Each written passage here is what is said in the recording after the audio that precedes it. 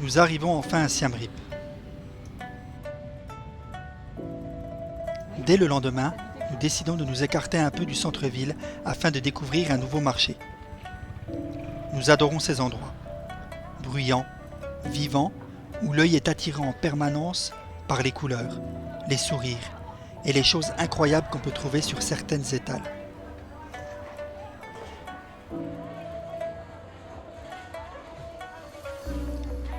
J'aime dire que la réalité d'une ville se trouve dans les marchés. Même si parfois certaines odeurs sont difficiles à supporter, surtout si un durian, fruit emblématique de l'Asie du Sud-Est, a élu domicile pas loin d'un stand de découpe de viande.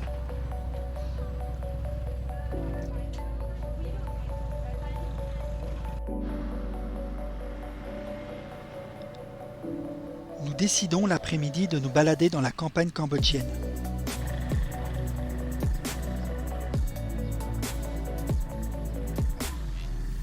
Nous découvrons une pagode assez conséquente et décidons de nous y engouffrer.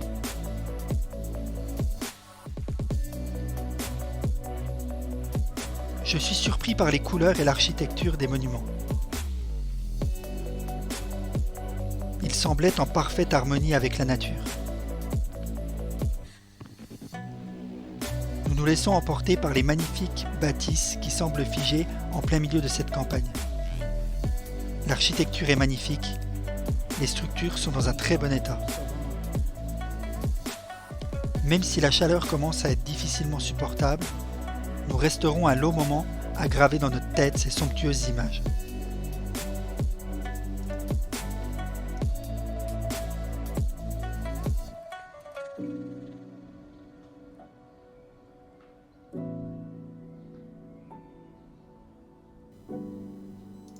Après cette journée riche en émotions et en coups de soleil, nous sommes parés pour la visite d'Angkor Wat le lendemain.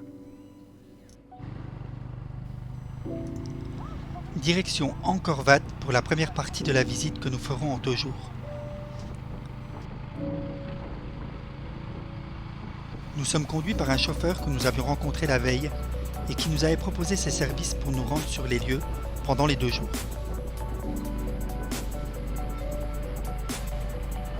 Nous avons préféré prendre sur 2 jours car le site est immensément grand et que la chaleur devient très difficile à supporter au fur et à mesure que la journée avance. Notre plan est de faire donc le plus grand temple, Angkor Wat, la première matinée et les autres le lendemain. Notre chauffeur nous emmène déjà acheter les tickets. Le trajet durera entre 15 et 20 minutes du centre de Siem Reap à Angkor Wat.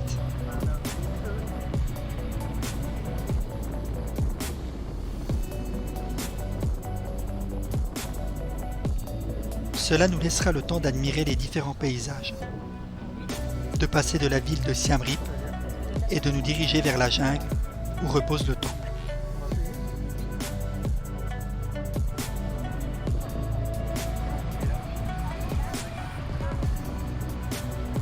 Nous ne le savions pas à ce moment-là, mais c'est aussi les derniers moments avec un peu d'air frais que nous aurions.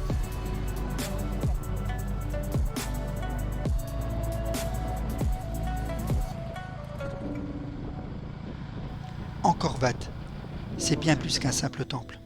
C'est l'un des plus grands monuments religieux du monde. Ce chef-d'œuvre de l'architecture khmer s'étend sur une superficie de plus de 162 hectares, soit l'équivalent de près de 200 terrains de football.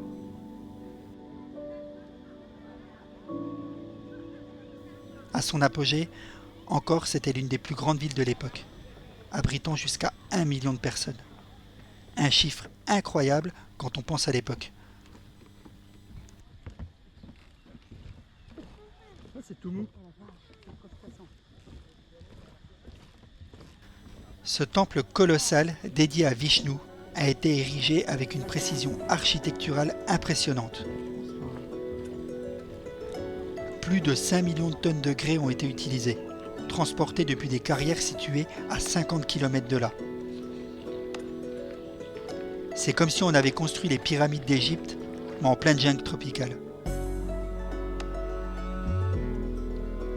Les bas-reliefs qui ornent les murs s'étendent sur près de 800 mètres de long et racontent des histoires mythologiques, des batailles épiques et des scènes de la vie quotidienne de l'époque.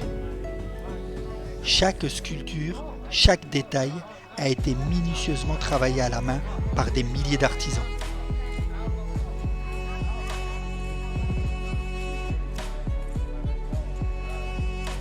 Le temple est orienté vers l'ouest, un fait rare dans l'architecture khmer, ce qui suggère qu'il pourrait aussi avoir été conçu comme le mausolée du roi.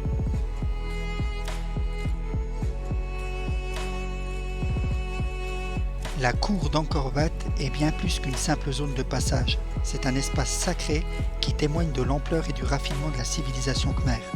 Elle offre une vue imprenable sur l'ensemble du temple, permettant de saisir toute la majesté et l'ingéniosité de ce lieu mythique.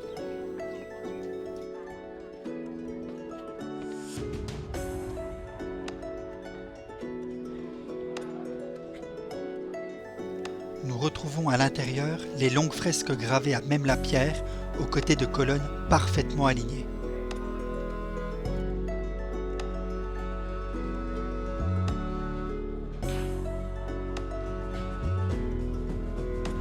Pour la petite histoire, au lever et au coucher du soleil, le temple se transforme en un spectacle lumineux, avec des reflets dorés qui dansent sur les douves entourant le complexe.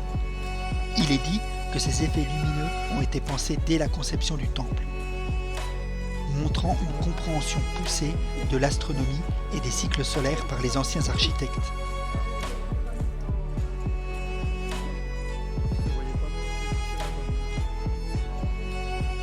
Nous continuons notre exploration de ce labyrinthe millénaire et nous perdons à travers ces dédales de pièces.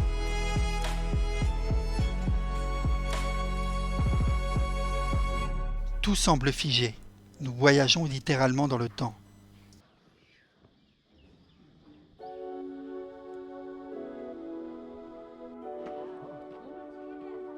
On peut observer des représentations d'Asparas, ces danseuses célestes sculptées dans la pierre, chacune unique, avec des détails incroyables dans leurs bijoux et leurs coiffures.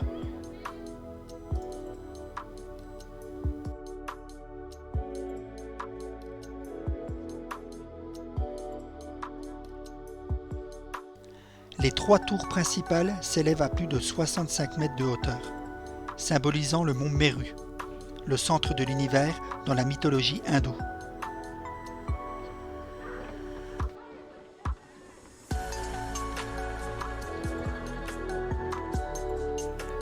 Aujourd'hui, Angkor Wat attire plus de 2 millions de visiteurs par an, venus des 4 coins du monde pour admirer ce symbole de la puissance passée de l'Empire Khmer.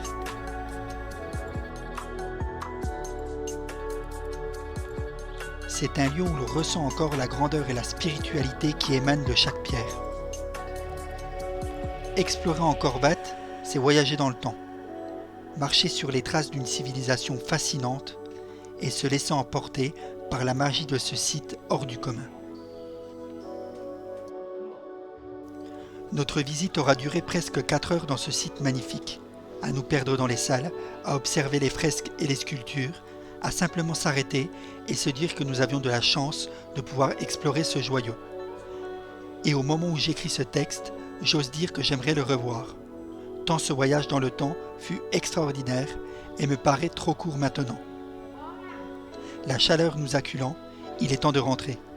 Nous irons le lendemain visiter les autres temples du site qui réservent des surprises tout aussi surprenantes. Mais cela sera dans la prochaine vidéo. À bientôt.